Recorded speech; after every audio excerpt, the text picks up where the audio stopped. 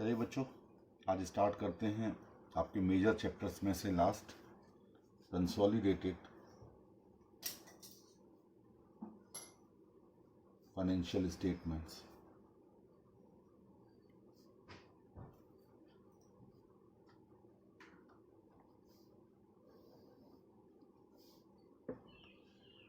देखिए, business growth के लिए और कॉम्पिटिशन्स को फेस करने के लिए बहुत सारी ऑर्गेनाइजेशंस अपने बिजनेस को और लार्ज करने के लिए, बढ़ाने के लिए एक्विजिशंस, मर्जर्स जैसे काम करती हैं। किसी दूसरे बिजनेस को एक्वायर कर लेना, किसी दूसरे बिजनेस को अपने में मर्ज कर लेना, रीस्ट्रक्चर कर लेना। आपने अमेलगमेशन पढ़ा था, आपने इंटरनल रिकंस्ट्रक्शन पढ़ा था। ये सारी चीज़ें मार्केट में अपना शेयर बढ़ाने के लिए, मार्केट में कंट्रोल करने के लिए, कंपटीशन को और ज़्यादा बड़े लेवल पर लेकर के आने के लिए ये सब काम किए जाते हैं। उसी तरह कोई एक बड़ी कंपनी किसी दूसरी कंपनी के 50% या उससे ज़्यादा अगर शेयर परचेज कर लेती है, तो वो कंपनी उस कंपनी पर जिसके शेयर परचेज कर लिए अपना कंट्रोल कर लेती है, क्योंकि वो फिर अपने हिसाब से उसमें पॉलिसीज बनाएगी, बोर्ड ऑफ डायरेक्टर्स में अपने हिसाब से डायरेक्टर्स को अपॉइंट करेगी। तो वो कंपनी जो परचेज करती है उसे होल्डिंग कंपनी कहा जाता है। आपने कंपनी लॉ में पढ़ा होगा, सेक्शन 2 सब सेक्शन 46 में। और वो कंपनी सेक्शन 2 सब सेक्शन 87 में सब्सिडरी कंपनी के नाम से कही जाती है, जिसकी कोई होल्डिंग कंपनी हो या in which the holding company controls the composition of the board of directors or exercises or controls more than 1/2 of the total share capital, either at its own or together with one or more of its subsidiary companies। तो कहने का मतलब क्या हुआ कि एक holding company ने अगर किसी दूसरी कंपनी के शेयर्स में 50% या 50% से ज़्यादा की भागीदारी कर ली, वो 100% भी खरीद सकती है, तो ऐसी कंपनी को होली ओन्ड सब्सिडरी कंपनी कहा जाएगा। और पार्टली ओन्ड सब्सिडरी कंपनी कौन सी है? जिसके 50% या उससे ज़्यादा के शेयर्स दूसरी कंपनी द्वारा खरीद लिए।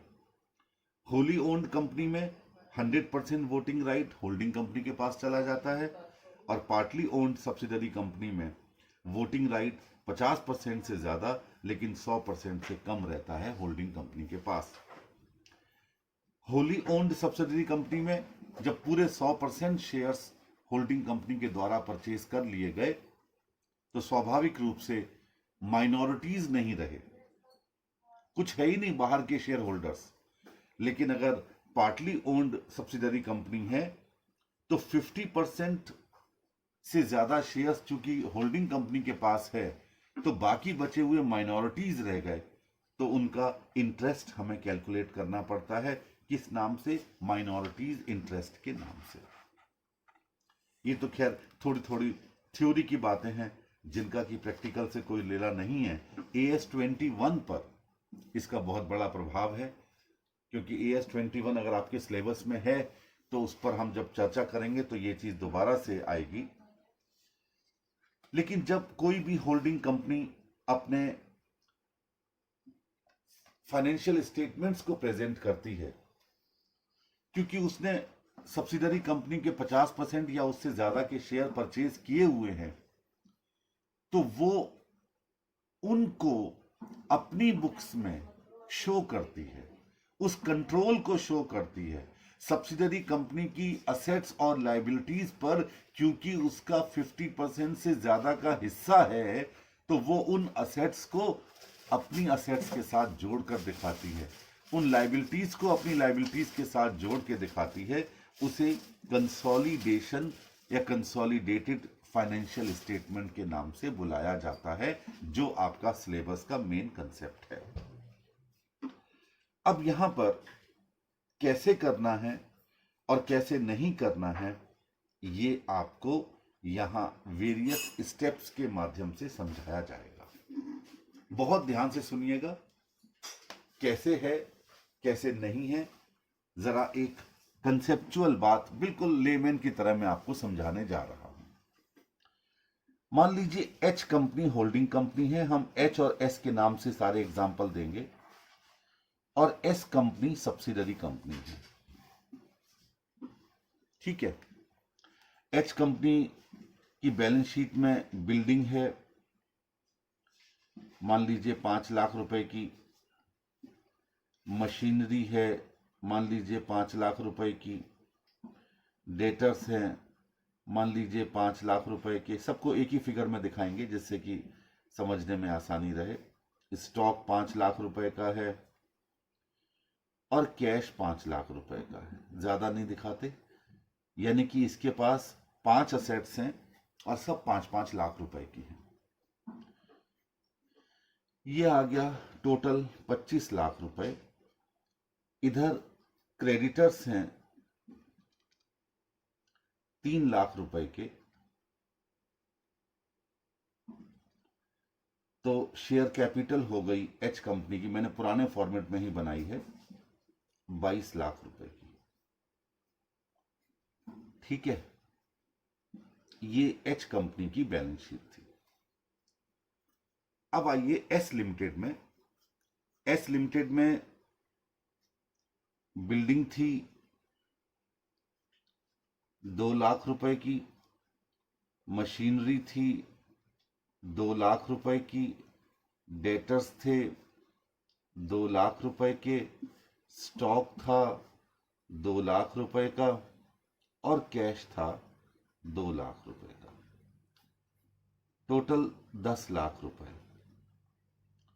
और इधर इसकी क्रेडिटर्स थे 1 लाख के, तो शेयर कैपिटल हो गई 9 लाख रुपीस की,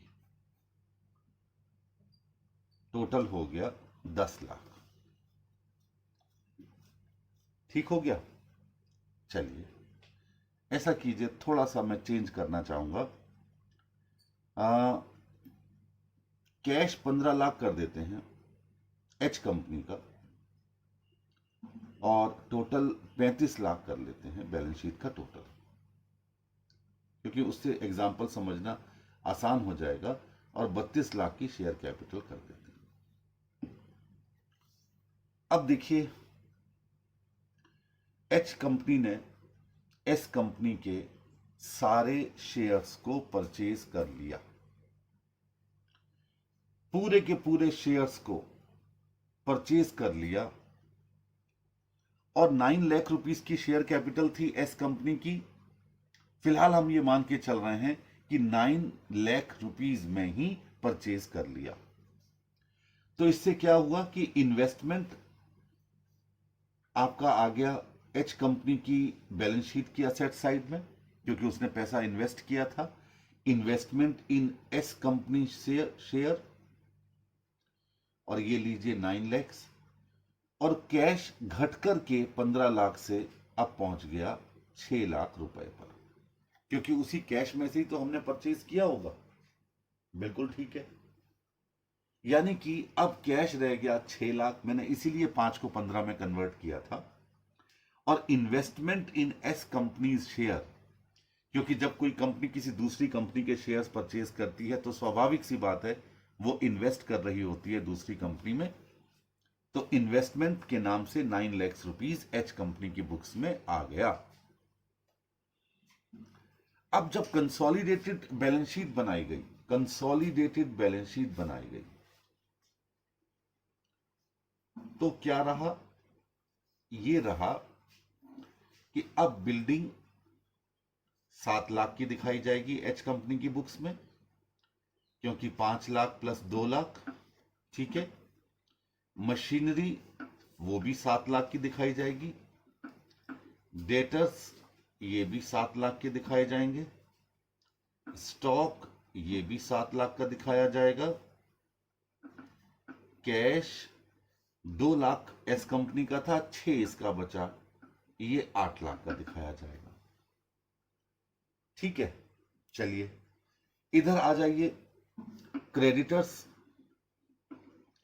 3 लाख के इसके थे, 1 लाख के इसके थे, 4 लाख रुपए के दिखा दिए, क्योंकि अब एच कंपनी ने एस कंपनी को पूरा खरीद लिया है। उसकी असेट्स और लायबिलिटीज पर अब इसका कंट्रोल हो गया है। तो वो जब अपनी बैलेंस शीट को प्रस्तुत कर रही है तो उसमें वो सारे के सारे एस कंपनी के चीजों को दिखा रही है। अब देखिए, हमने 9 लाख रुपए का इन्वेस्टमेंट कर रखा था एस कंपनी में, और ये शेयर कैपिटल भी एस कंपनी की थी पूरी 9 लाख रुपए की।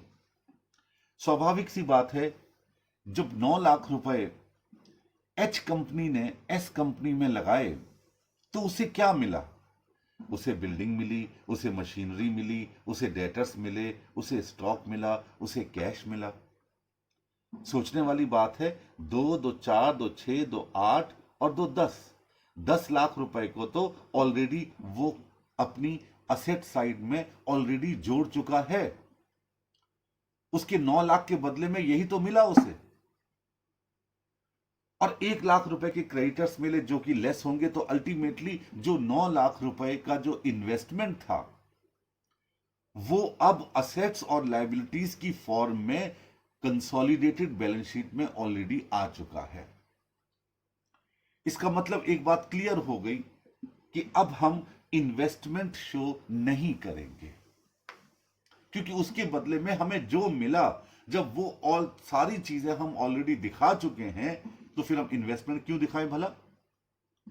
तो फिर शेयर कैपिटल भी नहीं दिखाई गई एस कंपनी की, क्योंकि वो तो हमने ही परचेज कर लिए। तो 32 लाख रुपए शेयर कैपिटल हमने दिखा दी एच कंपनी वाली, और इस बैलेंस शीट का टोटल हो गया 36 लाख। ठीक है, दोनों तरफ मैच हो गया। यानी इसका मतलब इस छोटे से एग्जांपल से हमने एक बात सीख ली कि जब कंसोलिडेटेड बैलेंस शीट बनाई जाएगी तो एच कंपनी का इन्वेस्टमेंट नहीं आएगा और एस कंपनी की शेयर कैपिटल भी जोड़कर नहीं दिखाई जाएगी इन the books of H company while maintaining consolidated balance sheet. एक पॉइंट क्लियर हो गया? चलिए ये धीरे धीरे करके एक पॉइंट करके आगे बढ़ेंगे। यानी एक पॉइंट तो हमने बिल्कुल ये कर लिया कि ये आपस में एडजस्ट हो जाएगा, इधर इन्वेस्टमेंट असेट साइड का और किसके साथ होगा, इधर एस कंपनी की कैपिटल के साथ। अब आइए, हमने इन्वेस्टमेंट किया लेकिन 10 लाख रुपए में किया, यानी हमें एस कंपनी के जो शेयर्स मिले वो 10 लाख रुपए में हमें खरीदने को मिले। मार्केट अच्छा चल रहा था एस कंपनी का, तो बजाय 9 लाख के 10 लाख में शेयर हमको मिले, और कैश अब हमारे पास रह गया 5 लाख का। अब तक कितने का था? 6 लाख का। अब रह गया कैश 5 लाख का। अब जब 5 लाख का कैश रह गया तो कैश 5 और 2 7 लाख आ गया हमारी किसमें? बैलेंस शीट में। अब बड़े ध्यान से देखिएगा, अब 10 लाख का इन्वेस्टमेंट है असेट साइड में और इधर 9 लाख की शेयर कैपिटल है। कौन सी साइड बड़ी है, डेबिट साइड या क्रेडिट साइड? डेबिट साइड बड़ी है, क्योंकि इन्वेस्टमेंट 10 लाख का है। मैं आपको लेमैन की तरह भी समझाऊंगा और फिर उसकी वजह से भी समझाऊंगा, जो एक इसका कंसेप्चुअल फ्रेमवर्क है। तो स्वाभाविक सी बात है कि जब डेबिट साइड बड़ी है, क्रेडिट साइड यानी लायबिलिटी साइड छोटी है, तो फिर डिफरेंस किधर आना चाहिए? ऑब्वियसली डेबिट साइड में बचा है तो डेबिट साइड में ही आना चाहिए। तो ये किस नाम से आ गया? गुडविल के नाम से आ गया 1 लाख रुपए, और हमारी बैलेंस शीट का टोटल फिर वही हो गया 36 लाख। अब आप कहोगे सर इसको थोड़ा और समझा दो। चलिए मैं समझा देता हूं कि आपने 9 लाख के एस कंपनी के शेयर खरीदे 10 लाख में। इसका मतलब आप 1 लाख रुपए ज्यादा क्यों भला पे कर रहे हो? क्योंकि एस कंपनी की गुडविल है। यानी एक फॉर्मूला बना कि कॉस्ट ऑफ एक्विजिशन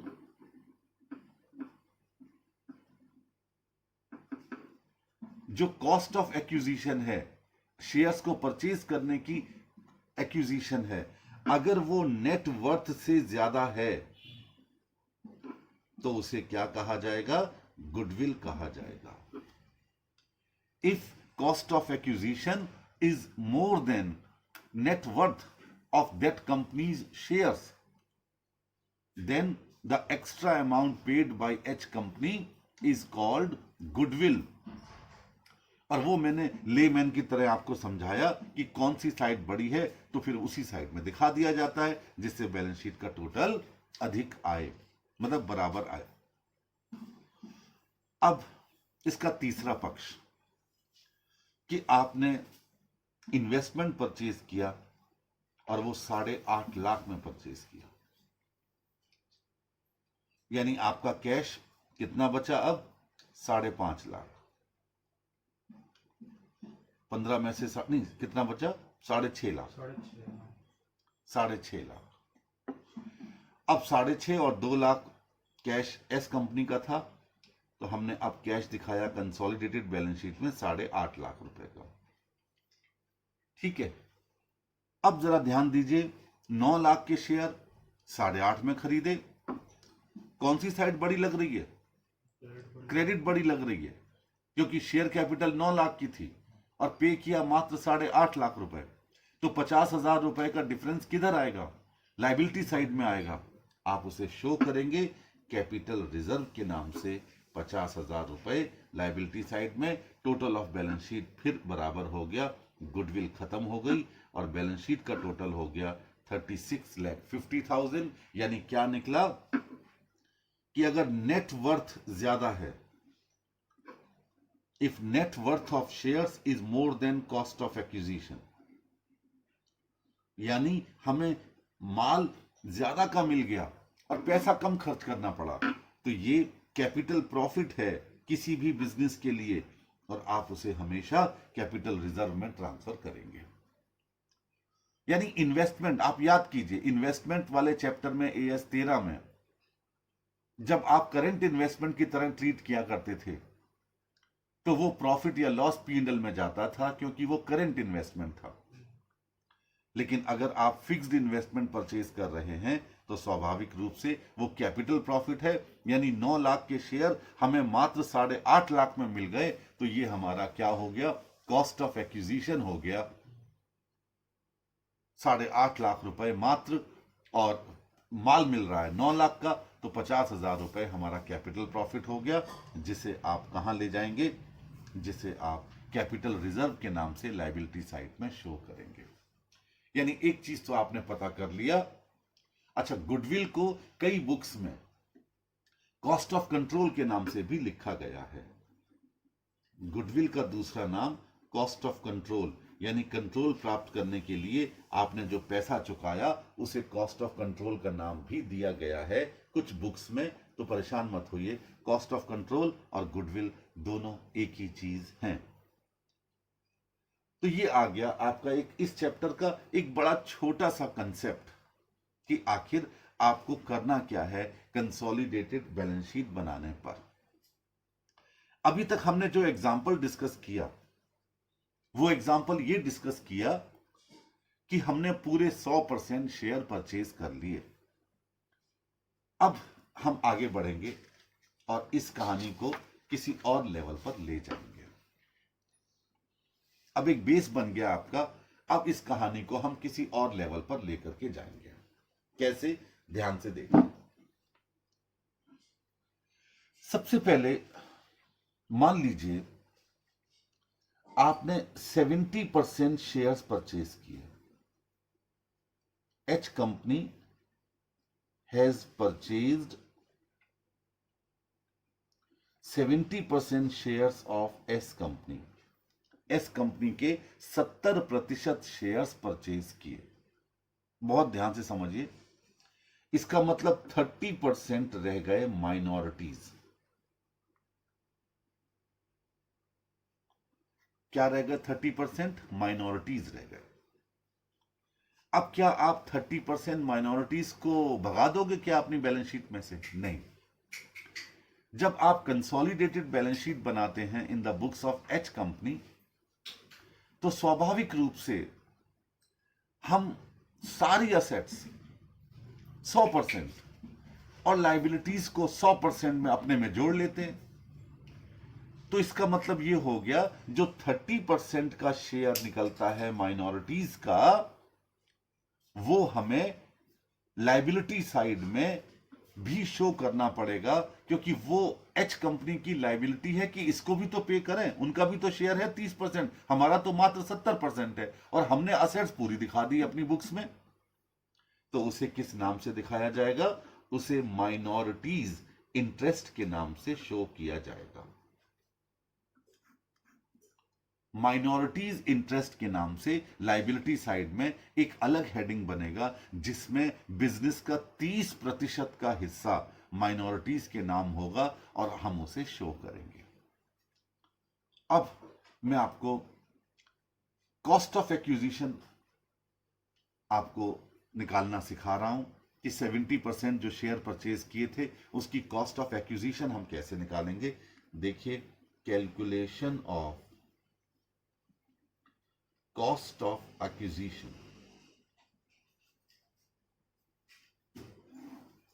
अब ध्यान से सुनिएगा, आज मैक्सिमम पार्ट हो जाएगा आपके इस चैप्टर का, और कल हम फाइनलाइज कर देंगे इस चैप्टर को। दनादन क्वेश्चन कीजिए, खत्म हो जाएगा। लेकिन चैप्टर है अच्छा, लेकिन बहुत ज्यादा बड़ा नहीं है। ऑन पॉइंट्स बहुत कम है, पॉइंट्स ज्यादा नहीं है। बस खाली क्वेश्चन आप जितने करते रहेंगे, प्रैक्टिस उतनी ज्यादा तेजी से होती चली जाएगी। देखिए, अभी तक पिछले हमने क्वेश्चन जब एग्जाम्पल डिस्कस किया था, तो उसमें हमने देखा कि सिर्फ और सिर्फ हमने शेयर कैपिटल ली एस कंपनी की, और कुछ था ही नहीं। क्रेडिटर्स थे और शेयर कैपिटल थी। लेकिन क्या कंपनी की जरूरी है कि सिर्फ शेयर ही शेयर हो? कंपनी के पास रिजर्व्स भी हो सकते हैं। कंपनी एस कंपनी उस वक्त अपनी असेट्स का रीवैल्यूएशन भी कर सकती है। उस वक्त एस कंपनी के कोई मिसलेनियस एक्सपेंसेस के नाम से फिक्टिशियस असेट भी हो सकती हैं। तो आपने जिस डेट को 70% शेयर्स एस कंपनी के परचेज किए हैं, उस डेट को आपके 70% शेयर्स की वर्थ क्या थी वो निकालनी है, और फिर उसे आपने उस प्राइस के साथ कंपेयर करना है जो आपने उस दिन पे किया। ऊपर हमने हेडिंग डाला है calculation of cost of acquisition. ये तो क्वेश्चन में दिया जाएगा कि आपने कितना इन्वेस्ट किया, लेकिन आपका कैलकुलेशन करना है नेटवर्थ का, calculation of net worth. Cost of acquisition तो आपको दिया जाएगा, इसमें थोड़ा सा आगे चल करके बदलाव आएगा, लेकिन फिलहाल तो आप ये मान के चलिए कि क्वेश्चन में दिया गया। लेकिन जो नेट वर्थ है, उन शेयर का वास्तविक मूल्य है, वो आपको कैलकुलेट करना पड़ेगा। तब जाकर के इन दोनों को आप क्या करेंगे? कंपेयर करेंगे, तुलना करेंगे, तभी तो निकलेगा कॉस्ट ऑफ कंट्रोल, गुडविल या कैपिटल रिजर्व। अब मान लीजिए हम 1/4/2019 को किसी बिजनेस में 70% पैसे के शेयर खरीद रहे हैं। यहां डेट मैंने इसलिए ये वाली चुनी, यानी वो डेट जो बिल्कुल साल की शुरुआती डेट होती है, बिगिनिंग ऑफ द ईयर है। तो आप क्या करेंगे? अब जरा ध्यान से देखिएगा। आपने नेटवर्थ निकालना है, तो सबसे पहले आपने ले ली शेयर कैपिटल, क्रॉस क्रॉस। क्या ले ली? Share capital. किस डेट को? 1/4/2019 को। किसकी? एस लिमिटेड की। इसके बाद इसमें जोड़ लिया रिजर्व्स, बैलेंसेस एज ऑन 1/4/2019। जितने रिजर्व्स थे वो भी हमने इसमें ऐड कर दिए। कौन से रिजर्व? जो फ्री रिजर्व्स थे, क्योंकि वो भी तो शेयर होल्डर्स के हैं। जब हमने 70% शेयर खरीद लिया तो उन रिजर्व्स पर भी तो एस लिमिटेड का 70% का अधिकार हो गया, तो वो आपने इसमें ऐड कर दिए। उसके बाद ऐड किया, अगर उस दिन रीवैल्यूएशन क्वेश्चन में दिया गया है कि एस लिमिटेड के असेट्स का रीवैल्यूएशन भी किया गया, तो उसका प्रॉफिट निकला, profit on revaluation of assets, वो भी आपने ऐड कर दिया, क्योंकि उसमें भी तो 70% हमारा हिस्सा है। और अगर कोई फिक्टिशियस असेट थी,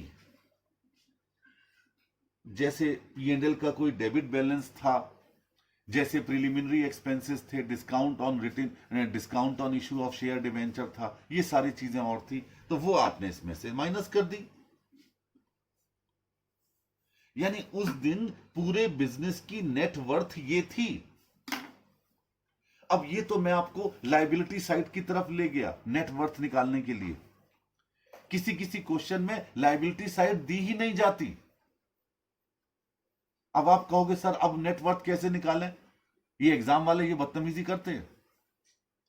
तो फिर आप क्या करोगे, सारी असेट्स का टोटल लगा लोगे रीवैल्यूड होने के बाद। नेट असेट्स याद करो अमालगमेशन वाले चैप्टर में, और उसमें से लायबिलिटीज घटा दोगे, असेट्स को रीवैल्यूड प्राइस पर लोगे। ध्यान देना मेरी बात को, बिल्डिंग बढ़ गई तो बढ़ा के ले लो, मशीनरी कम हो गई तो कम करके ले लो, डेटर्स कम हो गए तो कम करके ले लो, स्टॉक बढ़ गया तो स्टॉक बढ़ा के ले लो, कैश ले लो, जो भी हमारे पास असेट्स हैं उनका टोटल कर लो, और उसमें से लायबिलिटीज को जो भी प्राइस रीवैल्यूड हो तो रीवैल्यूड लेस कर दो, नहीं है तो बुक वैल्यू लेस कर दो, तो भी नेट वर्थ आ जाएगी।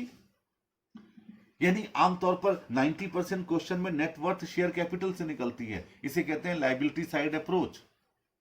और 10% क्वेश्चन में असेट साइड अप्रोच से भी निकालते हैं हम लोग नेट वर्थ।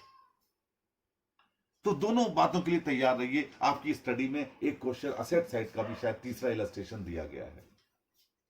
अब आपने क्या किया, इसका टोटल कर लिया। टोटल करने के बाद ये पूरे बिजनेस की नेट वर्थ आ गई।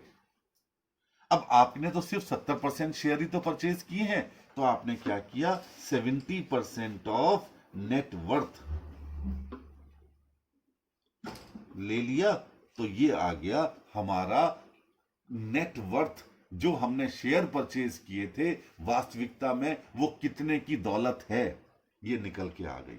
आपने टोटल नेट वर्थ का 70% निकाल लिया और इसे कॉस्ट ऑफ एक्विजिशन के साथ कंपेयर किया, और कंपेयर करने के बाद आपका निकल के आया गुडविल, जिसे आप कॉस्ट ऑफ कंट्रोल भी कहते हैं, या कैपिटल रिजर्व। वो क्वेश्चन की लैंग्वेज पर डिपेंड करेगा कि क्या क्या फिगर निकल करके आ रही है। कब? अगर कॉस्ट ऑफ एक्विजिशन आपकी ज्यादा है तो गुडविल निकलेगी, और अगर 70% ऑफ नेट वर्थ ज्यादा है तो क्या निकलेगा, कैपिटल रिजर्व निकलेगा। अब यहां एक बात को और बढ़ा रहा हूं, इसी नेट वर्थ का 30% क्या है, वो है माइनॉरिटीज इंटरेस्ट, MI। एक बात क्लियर हो गई। इसका मतलब क्या हुआ, बहुत ध्यान से सुनिएगा, क्योंकि जब छोटा चैप्टर होता है तो उसका पहला घंटा बहुत इंपॉर्टेंट होता है। कि 2019-20, सुन लीजिए मेरी बात को ध्यान से, 2019 1 अप्रैल को एस लिमिटेड ने 70% शेयर परचेज किए थे एस लिमिटेड के। तो 19-20 में जो प्रॉफिट एस लिमिटेड कमाएगी उसका 70% हिस्सा किसका है, एच लिमिटेड का, और 30% हिस्सा किसका है, माइनॉरिटीज का है।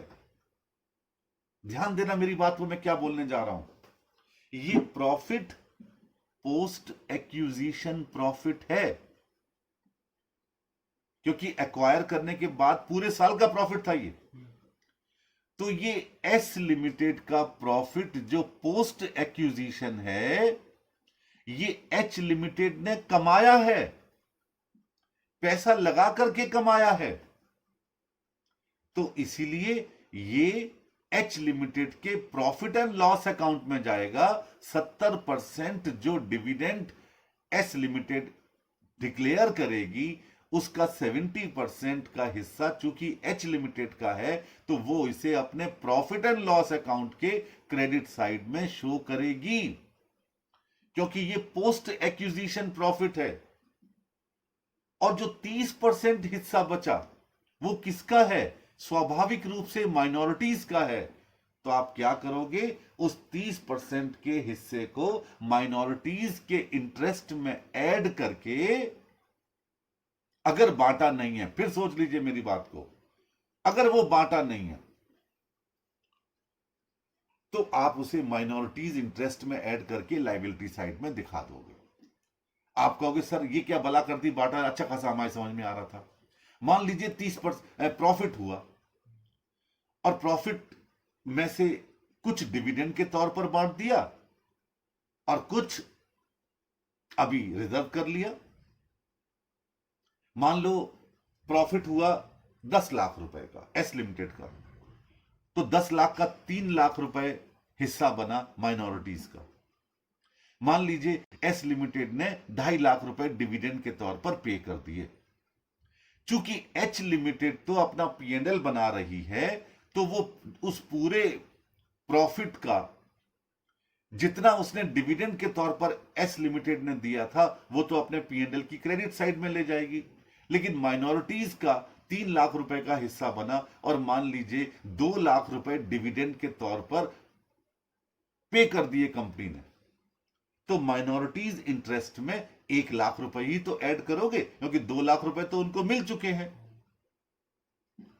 1 लाख रुपए जो बच गया वो माइनॉरिटीज इंटरेस्ट में ऐड करके हम लायबिलिटी साइड में शो कर देंगे। यानी 1/4/2019 को जब ये शेयर्स परचेज किए गए, तो उस दिन हमने नेट वर्थ निकाली, नेट वर्थ का 30% हो गया माइनॉरिटीज इंटरेस्ट।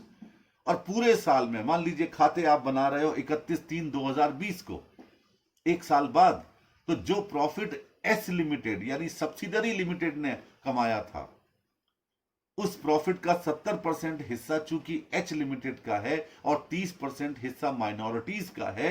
अगर डिविडेंड कुछ नहीं बांटा है तो प्रॉफिट का 30% पूरा माइनॉरिटीज इंटरेस्ट में ऐड करके हम एमआई दिखा देंगे, माइनॉरिटीज इंटरेस्ट दिखा देंगे। लेकिन अगर डिविडेंड पे कर दिया है तो माइनॉरिटीज के पास उतना पैसा पहुंच गया, तो जितना 30% उसका हिस्सा निकलता था, उसमें से जितना पैसा डिविडेंड के तौर पर उनके पास पहुंच गया है, वो लेस करके बाकी बचा हुआ हम लायबिलिटी साइड में शो करेंगे। पॉइंट क्लियर हो गया? चलिए मैं इसको आगे बढ़ाता हूं। मैंने कहा ना, ये छोटी छोटी चीजें आगे बढ़ेंगे। कैसे आगे बढ़ा रहे हो सर, जरा ये तो बता दो। देखिए, मान लीजिए ये शेयर्स 1/4 को न खरीद करके 1/8 को खरीदे गए, यानी कि नया साल जो शुरू हुआ उसके 4 महीने बाद, अप्रैल मई जून जुलाई, 4 महीने बाद एच लिमिटेड ने एस लिमिटेड के 70% शेयर्स परचेज किए। ध्यान से सुनिए, अभी तक तो आपने बड़ा मीठा मीठा ले लिया, रिजर्व्स के बैलेंस ले लिए 1/4 को, अगर रीवैल्यूएशन हुआ तो उसका प्रॉफिट ले लिया। अब इसमें एक चीज और जुड़ेगी, इस साल के प्रॉफिट का 4 महीने का हिस्सा ये प्री एक्विजिशन प्रॉफिट है, जिसे कैपिटल प्रॉफिट कहा जाता है, और 8 महीने का हिस्सा ये पोस्ट एक्विजिशन प्रॉफिट है। इसे रेवेन्यू प्रॉफिट की तरह ट्रीट करना है आपने, क्योंकि यहां पर एच लिमिटेड पैसा लगा करके कमा रही है और 4 महीने का प्रॉफिट उसने बिना पैसा लगाए कमाया। तो आप क्या करोगे? नेटवर्थ निकालते वक्त 4 महीने का प्रॉफिट और ऐड कर दोगे। 4 months profit will be added. 4 महीने का प्रॉफिट आप क्या करेंगे, ऐड कर देंगे। क्लियर है? और फिर नेट वर्थ निकाली जाएगी, उस नेट वर्थ का 70% निकाला जाएगा, बाकी सब कुछ वैसे ही होगा। लेकिन क्या हुआ कि टोटल में से हमने 4 महीने का प्रॉफिट और बढ़ा दिया। पॉइंट क्लियर हो रहा है? अब ध्यान से फिर सुन लीजिए कि इस 4 महीने का प्रॉफिट माइनॉरिटीज इंटरेस्ट में भी चला गया 30%, जब आपने नेटवर्थ निकाला था उनका। तो अब माइनॉरिटीज इंटरेस्ट में 8 महीने का प्रॉफिट जो पोस्ट एक्विजिशन प्रॉफिट है, उसका 30% हिस्सा उनके जोड़ा जाएगा। 8 महीने के प्रॉफिट का 30% जोड़ा जाएगा और 8 महीने के प्रॉफिट का 70% हिस्सा, चूंकि बैलेंस शीट बना रहे हो तो कंसोलिडेटेड P&L अकाउंट जब आप दिखाओगे तो एच कंपनी के अपने प्रॉफिट एंड लॉस अकाउंट के बैलेंस में जोड़ दिया जाएगा। यानी एस लिमिटेड के प्रॉफिट का 70%, कौन से प्रॉफिट का, पोस्ट एक्विजिशन वाले प्रॉफिट का 70% हिस्सा आप एच लिमिटेड के जब बैलेंस शीट में कंसोलिडेटेड P&L दिखाओगे लायबिलिटी साइड में, क्योंकि एच लिमिटेड ने अपना भी तो प्रॉफिट कमाया होगा, तो उसमें वो एस लिमिटेड के प्रॉफिट का 8 महीने का 70% प्रॉफिट जोड़ देगा। अब ये बात आगे बढ़ गई। ये मेजर पार्ट था आपके इस चैप्टर का जो हर क्वेश्चन में होने वाला है। यानी मैंने आपको क्या बताया कि जब एक 4 को बिजनेस एक्वायर किया जा रहा है 70%, 80%, 60% जो भी है, यानी 50 से ऊपर, तो आप सिर्फ उस दिन रिजर्व्स, उस दिन शेयर कैपिटल, और अगर उस दिन रिवैल्यूएशन करवाया गया है असेट्स लायबिलिटीज का तो उसका प्रॉफिट जुड़ जाएगा, लॉस घटा दिया जाएगा, नेटवर्थ आ जाएगी। लेकिन अगर ये चीज आपकी मिड ऑफ द ईयर हो रही है या ड्यूरिंग द ईयर कभी भी हो रही है, तो उस साल के प्रॉफिट का उतने महीने का पार्ट भी इस नेटवर्थ में ऐड किया जाएगा। अब मान लीजिए क्वेश्चन में आपको यह कहा ही नहीं गया कि 4 महीने का प्रॉफिट कितना है, तो आप क्या करोगे, जितना प्रॉफिट है डिवाइडेड बाय 12 इंटू 4, यानी इवनली बांट लेंगे आप। अगर क्वेश्चन में 4 महीने का प्रॉफिट अलग से नहीं दिया गया तो फिर पूरे 12 महीने का जो प्रॉफिट था उसे बराबर बराबर हर महीने में मानते हुए डिवाइडेड बाय 12 इंटू 4 कर देंगे। अब वो 4 महीने का प्रॉफिट नेटवर्थ में जुड़ जाएगा और 8 महीने का प्रॉफिट कंसोलिडेटेड P&L अकाउंट में दिखाया जाएगा। This is the way to calculate cost of control, जिसे गुडविल कहते हैं, या फिर कैपिटल रिजर्व। अब मैं आपकी स्टडी से क्वेश्चन शुरू कर रहा हूं, जिससे कि स्टडी के सारे मैं ही करवा दूं और मेरी बुक के फिर आप लोग अपना आराम से साथ साथ करते रहिए, कोई प्रॉब्लम हो तो डिस्कस करेंगे। देखिए मैं जल्दी से स्टडी का जो क्वेश्चन है, ये इलस्ट्रेशन नंबर 1 है, मैं अभी आपको दे रहा हूं स्टडी प्रथम को, तब तक मैं जल्दी से इसके नोट डाउन कर लेता हूं। इसमें निकलवाया गया है minorities interest at the date of acquisition, acquisition वाली डेट पर, and at the date of consolidation, और कंसोलिडेशन वाली बैलेंस शीट बनाते वक्त कितना होगा, ये दोनों में आपको माइनॉरिटीज इंटरेस्ट निकालना है। दूसरा निकालना है इस इलस्ट्रेशन में गुडविल और कैपिटल रिजर्व। तीसरा निकालना है amount of holding companies profit, H companies profit निकालना है on consolidated balance sheet assuming holding companies own profit and loss is 2 lakhs। ये एच कंपनी का प्रॉफिट है 2 लाख रुपए का, क्योंकि हमें ये भी निकालना है। ठीक है, चलिए आपको 4 केस दिए गए हैं, केस 1, 2, 3, 4। आप आउटलाइन नोट मत कीजिए, आपको तो मैं अभी दे रहा हूं। सब्सिडरी कंपनी है ABCD, केस ए में ए, केस 2 में बी, केस 3 में सी, केस डी में 4th में डी। परसेंटेज शेयर्स ओन्ड कितने कितने हैं, 90%, 85%, 80% और 100%। ठीक है जी। कॉस्ट कितने कितने में हमने खरीदे थे? पहले केस में 1,40 में, दूसरे केस में 1,04,000 में, तीसरे केस में 56,000 में और चौथे केस में 1,00,000 में। ये भी ठीक हो गया। इसके बाद दिया गया है डेट ऑफ एक्विजिशन थी 1/1/2016, यानी पहली डेट नजर आ रही है 1 जनवरी नजर आ रही है। शेयर कैपिटल थी 1,00,000 रुपए की, यानी इसी सब्सिडरी कंपनी की। 1,00,000 रुपए की बी केस में भी, सी केस में 50,000 और डी केस में भी 50,000।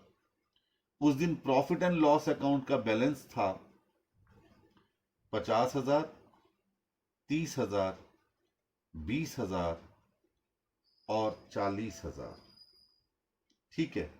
अब 31/12 को डेटा और दिया गया, 31/12/2016 को शेयर कैपिटल दी गई सब्सिडरीज की 1,00,000, 1,00,000, 50,000, 50,000, वही सेम जो 1 तारीख की थी वो 31 तारीख को भी है। और प्रॉफिट एंड लॉस अकाउंट था 70,000, 20,000, 20,000 और 55,000। ये बैलेंस था प्रॉफिट एंड लॉस अकाउंट का। तो ये क्वेश्चन था जिसे मैंने आउटलाइन नोट कर ली ताकि मैं इसे करवाऊं। और अब आपको सबके हाथ में अपनी अपनी स्टडी है। ये बेसिक क्वेश्चन है, इसमें सारा 1 तारीख को ही परचेज किया गया है, तो इसीलिए कोई प्रॉब्लम नहीं है। हमें प्रॉफिट प्री एक्विजिशन कुछ नहीं है, जो है उसका बैलेंस दिया गया है। और पोस्ट एक्विजिशन सारा का सारा इस साल का प्रॉफिट कमाया गया है, जो कि कंसोलिडेटेड P&L में ले जाया जाएगा। अब मैं केस 1 शुरू कर रहा हूं। केस 1, ठीक है। कितने % शेयर परचेज किए गए थे सर? 90% शेयर परचेज किए गए थे। सब्सिडरी कंपनी कौन सी है? ए लिमिटेड। ठीक है। तो सबसे पहले निकालिए calculation of net worth of A limited. Share capital कितनी थी ए लिमिटेड की पहले दिन, जिस दिन खरीदे गए थे? 1,00,000 रुपए। और उस दिन प्रॉफिट एंड लॉस अकाउंट का बैलेंस कितना था? 50,000, यानी 1,50,000। Point taken. ये नेट वर्थ थी उस दिन टोटल बिजनेस की ए लिमिटेड के। अब इस 1,50,000 का 70% ये हमने परचेज किया था, यानी 70% of 90%, sorry 90% of net worth कितना आया? 1,35,000 रुपए। और आपने इसे परचेज कितना किया था, कितने में किया था? 1,40 में। तो 5,000 रुपए का जो डिफरेंस है उसे क्या कहेंगे? गुडविल कहेंगे, क्योंकि आपने ज्यादा खर्च किया। 1,35,000 का माल मिला और आप खर्च कर रहे हो 1,40,000। तो गुडविल पहले केस में आपने निकाल ली। लेकिन उसने तो आपसे कहा था माइनॉरिटीज इंटरेस्ट निकालो, तो चलो भाई माइनॉरिटीज इंटरेस्ट निकालते हैं। नंबर 1 डाल देते हैं, माइनॉरिटीज इंटरेस्ट। उसने कहा था 2 जगह निकालो, एक्विजिशन डेट पर निकालो और कंसोलिडेटेड बैलेंस शीट जब बनाई जा रही है तब निकालो। चलिए ऊपर लिखिए at the acquisition date. Acquisition date यानी एक्विजिशन डेट पर क्या हालत थी? कितने % शेयर रह गए थे माइनॉरिटीज के पास? 10%। तो 10% ऑफ रुपीज कितना? 1,50,000। 50,000 क्यों? 1,50,000।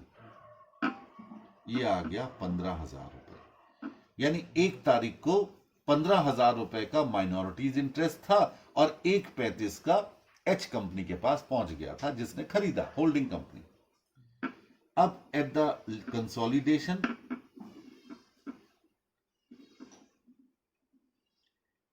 कंसोलिडेशन के टाइम पर ये तो रहेगा ही रहेगा 15,000 रुपए वाला। यानी 10% ऑफ ₹1,50,000, ये तो 15,000 रहेगा ही रहेगा। ऐड कर दीजिए 10% ऑफ पोस्ट एक्विजिशन प्रॉफिट।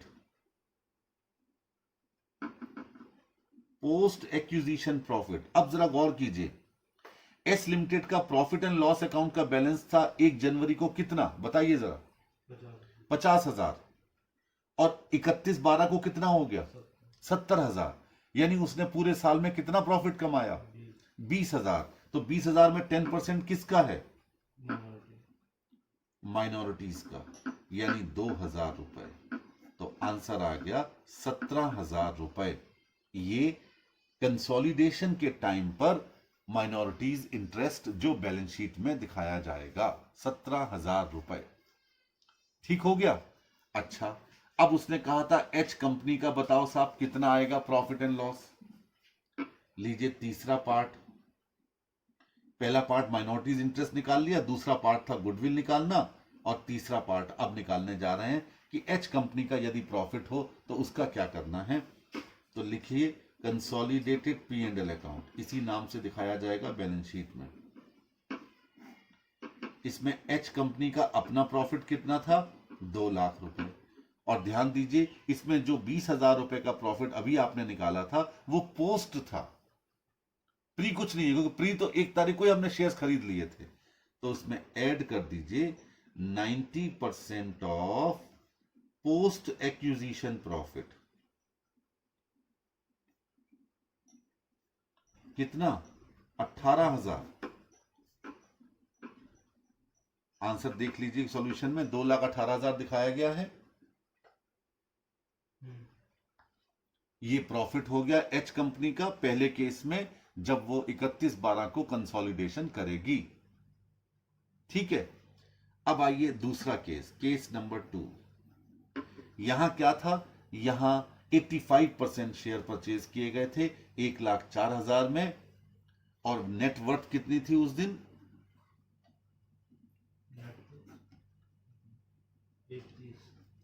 1,30,000। बिल्कुल ठीक है। अब माइनॉरिटीज इंटरेस्ट निकाल दीजिए, इस बार कितने परसेंट है, अरे माइनॉरिटीज इंटरेस्ट 15%। तो 15% ऑफ 1,30,000 कितना आया, 19,500। ये तो आ गया at the time of acquisition. और कंसोलिडेशन के टाइम पर क्या होगा, जरा ध्यान दीजिए, 30,000 का प्रॉफिट था, अब रह गया 20,000 का, अब रह गया 20,000 का, यानी 10,000 का लॉस हो गया पूरे साल में। तो लेस कर देंगे माइनॉरिटीज इंटरेस्ट में 15% ऑफ ₹10,000, 1,500 रुपए घटा दिए तो बैलेंस कितना आ गया, 18,000। तो माइनॉरिटीज इंटरेस्ट होगा कंसोलिडेशन वाले दिन 18,000 रुपए का, क्योंकि इस बार पूरे साल में प्रॉफिट नहीं कमाया, बल्कि क्या गवाया, 10,000 रुपए का लॉस गवा दिया, क्योंकि पी एंड एल अकाउंट का क्रेडिट बैलेंस 10,000 से कम हो गया, 30,000 था, अब बैलेंस रह गया 20,000 रुपए। ठीक है, ऐसे ही आप जब निकालेंगे गुडविल या वो कैपिटल रिजर्व तो क्या करेंगे जरा बताओ, 85% ऑफ रुपीज कितना लोगे, 85% ऑफ 1,30,000। 1,30,000 कितना आया,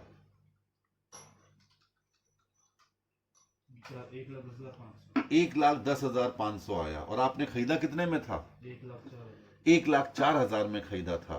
तो 6,500 क्या आ गया, कैपिटल रिजर्व आ गया। ठीक हो गया। और अब हमें निकालना है profit and loss H company का। तो 2 लाख रुपए का तो था ही एच कंपनी का अपना प्रॉफिट, और एस कंपनी का क्या है, लॉस है 8,500। क्या करेंगे इसमें से लेस कर देंगे तो 1,91,500 प्रॉफिट एंड लॉस दिखाया जाएगा। अब कर लेंगे इसके 2 और केसेस। ये था basic part of this chapter. अब जरा दूसरा इलस्ट्रेशन देखिए क्या है स्टडी में।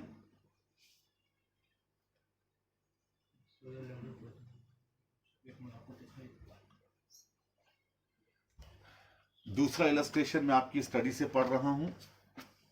क्या कहता है? ये कहता है एक्स वाई जेड लिमिटेड, आप जरा ध्यान से समझो, पढ़ो, मैं पढ़ रहा हूं, ध्यान समझो। Purchased 80% shares of ABC limited on 1 जनवरी 2016, यहां फिर 1 जनवरी आ गया, फॉर रुपीज 1,40,000, यानी जो कॉस्ट ऑफ एक्विजिशन है वो कितनी है? 1,40,000। The issued capital of ABC limited on 1 January 2016 was 1 lakh, ठीक है, and the balance in the profit and loss account was 60,000। तो नेटवर्थ कितनी हो गई बिजनेस की? 1,60,000। कुछ लोग क्या करते हैं, टोटल, जैसे मैंने आपको कहा कि पूरे बिजनेस की नेटवर्थ निकाल लो 1,60,000 ऐड करके, और उसके बाद उसका 80% निकाल लो। कुछ लोग क्या करते हैं, अलग अलग करते हैं, शेयर कैपिटल का भी 80% और प्रॉफिट एंड लॉस अकाउंट के बैलेंस का भी 80%। आपकी चॉइस है, कर सकते हैं, ठीक है। कितना आ गया जरा बताना? इनका शेयर 80%, यानी net worth of shares purchased bye XYZ limited 1,28,000, और परचेज किए गए थे 1,40,000 में, तो 12,000 रुपए क्या आ गया? गुडविल आ गई, बिल्कुल ठीक हो गया। अब कहता है during the year ended 31 December 2016 ABC limited यानी subsidiary limited earned a profit of ₹20,000 at the year end and declared and paid a dividend of ₹15,000। 20,000 रुपए का उसने प्रॉफिट कमाया और 15,000 रुपए का डिविडेंड पे कर दिया। अब वो कहता है show by an entry how the dividend should be recorded in the books of XYZ limited. XYZ limited H company है, यानी होल्डिंग कंपनी है। अब एक बात मुझे बताइए कि 20,000 रुपए का प्रॉफिट कमाया, जिसमें से 15,000 रुपए का डिविडेंड पे कर दिया, तो इस 15,000 में एच कंपनी को कितना डिविडेंड मिला होगा? 12,000 रुपए। आपको एंट्री उसकी कर पूछी गई है, क्या होगी entry? Bank account debited to profit and loss account, ठीक है। Profit and loss direct entry pass कीजिए 12,000 से। देखिए इन्होंने भी वही पास कर रखी है, और नीचे लिखा है narration dividend received from ABC limited credited to P&L account being out of post acquisition profit. क्योंकि पोस्ट एक्विजिशन प्रॉफिट है। पोस्ट क्यों है? क्योंकि 1 जनवरी को ही हमने शेयर्स परचेज कर लिए थे, और ये प्रॉफिट 31 दिसंबर को समाप्त होने वाले वर्ष का आया है, तो पोस्ट है, तो पूरा का पूरा रेवेन्यू प्रॉफिट है। तो 15,000 में से 12,000 चला गया profit and loss account of H limited. अच्छा, और क्या पूछा है? कहता है what is the amount of minorities interest as on 1 January 2016। Minorities interest 1 जनवरी 2016 को कितना था बताइए? 2016 को 1,40,000 था ना, 1,60 था, 1 लाख रुपए की कैपिटल, 60,000 का प्रॉफिट एंड लॉस अकाउंट का बैलेंस, 32,000 रुपए, बिल्कुल ठीक है। अब उसने आगे कहा एंड ऑन 31 दिसंबर 2016, 31 दिसंबर को कितना होगा? 33, एकदम परफेक्ट आंसर निकला। रीजन कि 20,000 का प्रॉफिट जरूर कमाया, उसमें 20% उसका हिस्सा था, यानी 4,000 रुपए उसको मिलना था, लेकिन चूंकि वो 15,000 ऑलरेडी कंपनी पे कर चुकी है, इसका मतलब 20% 15,000 का 3,000 रुपए माइनॉरिटीज को भी मिल चुका होगा, तो भाई उसको थोड़ी लायबिलिटी मान लेंगे हम। तो देखिए इन्होंने क्या कर रखा है, 1 लाख प्लस 60,000 प्लस 20,000 माइनस 15,000 का 20%, यानी 33,000 रुपीज, ठीक है। और आपसे कहा गया also please check whether there should be any goodwill और capital reserve at the date of acquisition. हाँ जी, बिल्कुल थी, 12,000 रुपए की गुडविल हम पहले से ही निकाल चुके हैं। ये था illustration number 2 of your study material. अब इलस्ट्रेशन नंबर 3 में क्या है? कहानी सारी वही है, लेकिन लायबिलिटी साइड अप्रोच नहीं लगाई गई है। यहां पर नेटवर्थ निकालने के लिए असेट साइड अप्रोच लगानी पड़ रही है, क्योंकि यहां fixed asset, investment, current asset, loans and advances, 15% debenture और करंट लायबिलिटीज अलग अलग दिए गए हैं। तो नेटवर्थ बजाय लायबिलिटी साइड को लेके चलने के, यहां पर असेट साइड को आपको लेके चलना है। बाकी पूरा क्वेश्चन एज इट इज है, तो निशान लगवा रहा हूं, ये आपको करना है इलस्ट्रेशन 3, ठीक है। आगे बढ़िए। इलस्ट्रेशन 4, इलस्ट्रेशन 4 अभी मत कीजिए क्योंकि इसमें कुछ तमाम चीजें हैं तो ये मैं खुद करवाऊंगा। तो इलस्ट्रेशन नंबर 4 फिलहाल रोक दीजिएगा। टेबल बना रखिए, कहीं आप पजल्ड हो जाएंगे इसमें। चलिए बस अभी इतना ही हम लोग करते हैं। इलस्ट्रेशन नंबर 5 और एक बार चाहें तो देख लीजिएगा। इसमें प्रॉफिट पूरे साल में कमाया है और प्रोपोर्शनेट किया गया है, कुछ प्री में कुछ पोस्ट में। ठीक है, वो आपको डेट वाइज इसको करना पड़ेगा। इसके बाद preparation of consolidated balance sheet, balance sheet consolidate कैसे बनाई जाएगी वो बताया गया है। Elimination of intra group transaction, intra group transaction कैसे एलिमिनेट होंगे वो मैं आपको बता चुका था। डिपार्टमेंटल अकाउंट में कई बार डिस्कशन हो चुका है कि कुछ ऐसे ट्रांजैक्शन भी हो सकते हैं जो होल्डिंग और सब्सिडरी के बीच में हुए हों। तो एक बुक में डेटर होगा, दूसरे बुक में क्रेडिटर होगा, तो उसे एलिमिनेट करना है। क्या एंट्री होती है? Creditors account debited to debtors account. ऐसे ही बीआर वाले को एलिमिनेट किया जाता है। क्या एंट्री करोगे? BP account debited to BR. और अगर स्टॉक में कुछ ऐसा माल शामिल है जो कि दूसरी कंपनी के द्वारा प्रॉफिट लगा करके बेचा गया था, तो उसमें से हम क्या लेस करते हैं? क्लोजिंग स्टॉक का लेस करना पड़ता क्लोजिंग स्टॉक का प्रॉफिट, उसे क्या नाम दिया जाता है? है। Unrealised profit. तो उसे भी आपको लेस करना है। बस ये था इंट्रा ग्रुप, लेकिन मैं करवा दूंगा। अभी खाली मैं बता रहा हूं कि इस चैप्टर में बचा क्या हुआ है। और इसके बाद है consolidated profit and loss account, जिसका सिर्फ एक ही इलस्ट्रेशन है, आने के चांसेस बहुत कम रहते हैं इसके। Preparation of consolidated cash flow statement, ये AS 21 ने कंपलसरी नहीं किया है, लेकिन अगर बनाया जाता है कैश फ्लो स्टेटमेंट तो कैसे बनाया जाएगा वो मैं आपको बता दूंगा। ए कंपनी का अलग, बी का अलग, बहुत 2-4-5 मिनट की बात है। और उसके बाद फिर treatment of subsidiary companies having preference share capital, preference share capital अगर सब्सिडरी कंपनी की है तो उसका ट्रीटमेंट क्या होगा। और फिर समरी, खत्म हो गया ये चैप्टर। यानी कि अगले लेक्चर 1 घंटे में ही मैं इस चैप्टर को समाप्त करने की स्थिति में होऊंगा। आप चाहें तो स्टार्टिंग के मेरी बुक के क्वेश्चन भी कर ले 3-4, जिससे कि थोड़ा मजबूती आ जाए। माइनॉरिटीज इंटरेस्ट कैसे निकाला जाता है, गुडविल कैपिटल रिजर्व कैसे निकाली जाती है, और consolidated profit and loss account का बैलेंस कैसे दिखाया जाता है। That's all.